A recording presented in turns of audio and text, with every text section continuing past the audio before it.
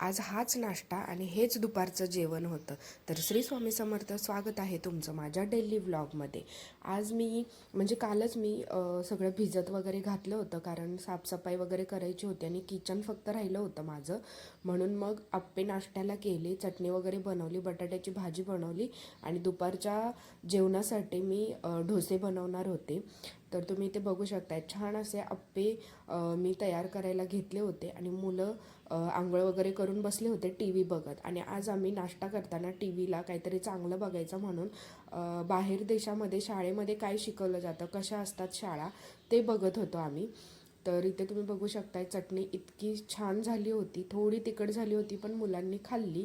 आणि हे दोघं ना साफसफाई करताना ते वाजवायचं असतं ते सापडलं होतं, तर ते दोघं जोरात वाजवत होते गॅलरीतून. आणि ते तुम्ही बघू शकता, ही जापनीज स्कूल आहे आय थिंक. आणि तिथे टीचर्स वगैरे कसं असतं, सगळी साफसफाईपासून त्यांना शिकवले जातात, रूल्स वगैरे असतात भरपूर, ते जे की लिहिलेले असतात ह्याच्यावरती, बोर्डवरती. आणि रोजच्या आयुष्यात आपण कसं राहिलं पाहिजे, कसं वागलं पाहिजे, हे शिकवलं जातं सुरुवातीला त्यांना. आणि मग नंतर त्यांचा अभ्यास वगैरे असतो. आणि खूप छान वाटलं हे बघून.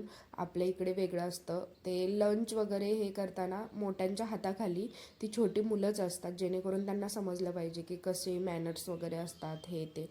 तर खूप छान होता व्हिडिओ, मस्त होता. आणि मी ना साफसफाई करताना ना, म्हणजे करून झाल्यानंतर, क्लीन वगैरे करून झाल्यानंतर, ह्या गोळ्या ना प्रत्येक अडचणीच्या ठिकाणी, बेडच्या आतमध्ये, कपाटांच्या आतमध्ये ठेवते. आणि हे लिक्विड आहे ना, ह्याचे डॉट डॉट टाकून ठेवते सगळीकडे. त्यामुळे कॉक्रोच वगैरे जास्त होत नाहीत. माझ्या घरात जास्त असे नाही आहेत, कुठेतरी एखाद दुसरा असतो, तो पण मरून पडतो ह्याच्यामुळे, ह्या लिक्विडमुळे.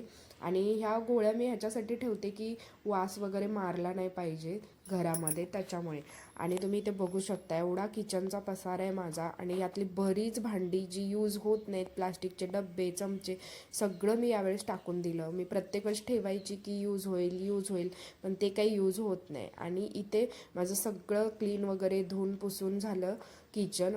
आणि हे दोघे पाठी लागलेले की आम्ही मदत करणार. तर हे थोडं थोडं काय काय आणून देत होते सामान, तसं मी ट्रॉल्यांमध्ये वगैरे घालून घेतलं. आणि श्रीऊला ही ट्रॉली आतमध्ये आणून ठेवायची होती, तर त्याची पण इच्छा पूर्ण केली. आणि मग अशा प्रकारे सगळी साफसफाई करून घेतली. आणि चौघांचा पण हात लागला यावेळेस साफसफाईला. मी पहिले तर घेत नव्हती मुलांना करायला, कारण श्रीऊला धुळीचा वगैरे प्रॉब्लेम आहे. तुमची मुलं पण तुम्हाला हेल्प करतात का, कमेंटमध्ये नक्की सांगा. लवकरच भेटू नवीन व्लॉगमध्ये, तोपर्यंत बाय.